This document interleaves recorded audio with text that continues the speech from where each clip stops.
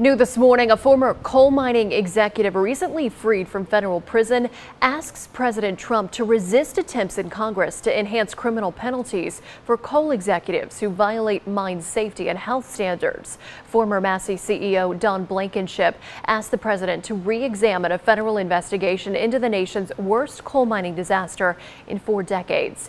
Blankenship served a year in prison for a misdemeanor conviction of conspiring to violate federal mine safety standards at Massey's Upper Big Branch mine in West Virginia, where 29 workers died in a 2010 explosion. A West Virginia senator and others have tried without success to pass legislation to stiffen penalties on mine safety crimes. Danville police continue searching for a woman this morning in connection to a weekend fire. 34-year-old Edwina Davis is charged with felony arson for the fire that nearly destroyed a home on Dame Street on Sunday. As we reported, the fire was thought to be initially set to destroy the home, but investigators now say it was arson and a domestic situation. The 3 people who lived inside are getting help from the Red Cross. We will learn more today about a high crime property being turned into something good for the community.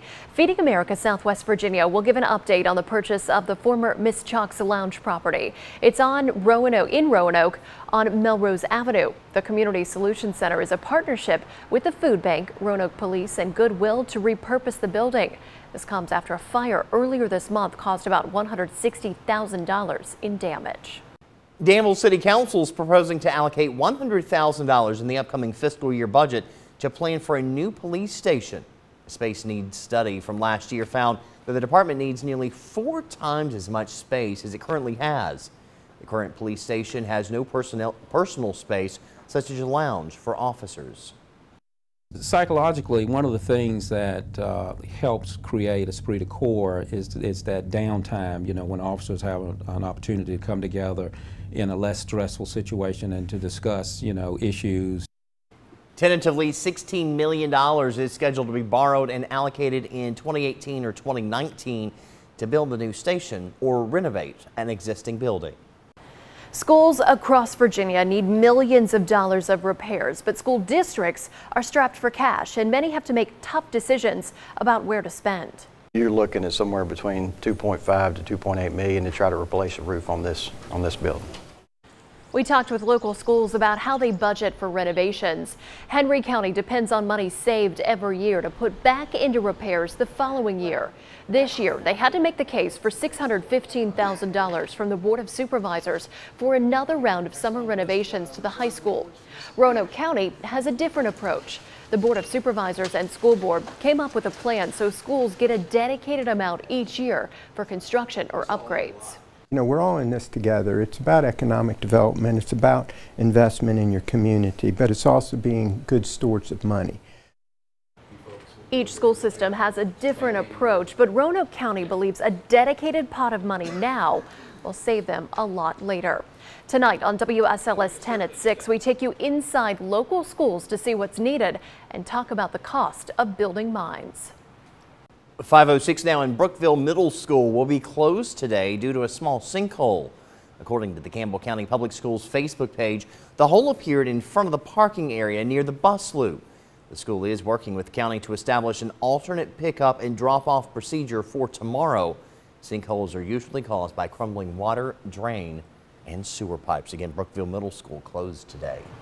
Appalachian Power currently working on one of the biggest upgrades in decades. The crews are working on the $235 million substation project in Cloverdale and a $20 million project that includes replacing conductors, transformers, and vaults in Roanoke and Lynchburg. WSLS 10's Aaron Brookshire joins us live from Wytheville Community College, where a new power line program is giving people the education they need to fill open positions. Yeah, that's right. Some of those jobs you mentioned are just a few of the ones that are taking place all across the region. And with that increased work, they need more power line workers, which is why classes like this are so important. So joining me now to talk a little bit about this brand new course is Michael Morrison. You're the instructor here. So talk about the need for some of these jobs. Yes, there are going to be about 50% of the workforce retiring in the next 5 years.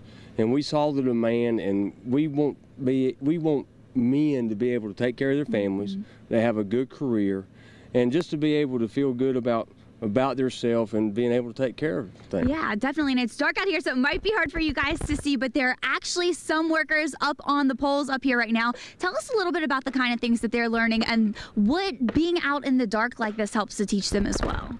Well, many times you'll get called out in the middle of the night. You'll get called in on storm no matter what time you're on call, like 24/7.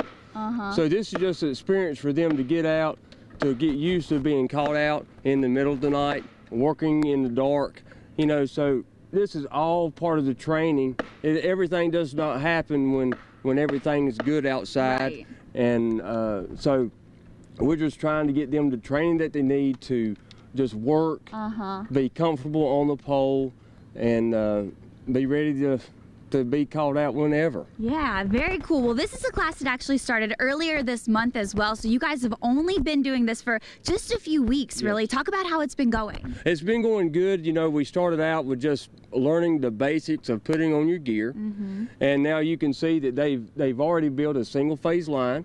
Wow. And they're working on building a 3-phase line. That way they can get experience on both types of structures, because you'll have single-phase, you've got 3-phase. And so now here in the next little bit, we'll be pulling in wire and tying that in. We'll also be working on pole top rescue. And so there's so many things that they've already came so far. Some of them had a hard time getting to the top. You know, they had to get out of their heads of the fear and stuff. So they're doing really, really good. That's awesome. Well, we will be checking back in with you guys throughout the morning. We'll have more from some of these students as well, and how you can get involved in this class if you're interested in joining as well. Live in Wythe County, I'm Erin Brookshire, WSLS 10. Thanks, Erin. The time now 5:10 in What's News Today. There's a ribbon cutting at the Christiansburg Kroger. The $12 million, 82,000 square foot expansion will offer 100 new jobs and online ordering. The larger space will also make room for a Starbucks, cheese shop, drive-through pharmacy, and sushi bar. The Bedford Chamber of Commerce holds a job fair today. Around 50 companies will be there taking resumes. There are several workshops too, including resume building, career success, and using LinkedIn. It runs from 11 to 4 at the Bedford campus of Central Virginia Community College. Cyclists will honor those who have been hurt or killed while riding. The 10th annual Ride of Silence. It kicks off this evening in Radford. It's part of a worldwide movement to promote bike safety. Staging for the event begins at 6:30 with the ride starting at 7. United Way of Central Virginia holds its 25th day of caring. More than 800 volunteers will give back to more than 35 nonprofit agencies. After working, there's lunch, entertainment, and prizes. Activities include cleaning up playgrounds and parks, delivering meals, and painting rooms and buildings.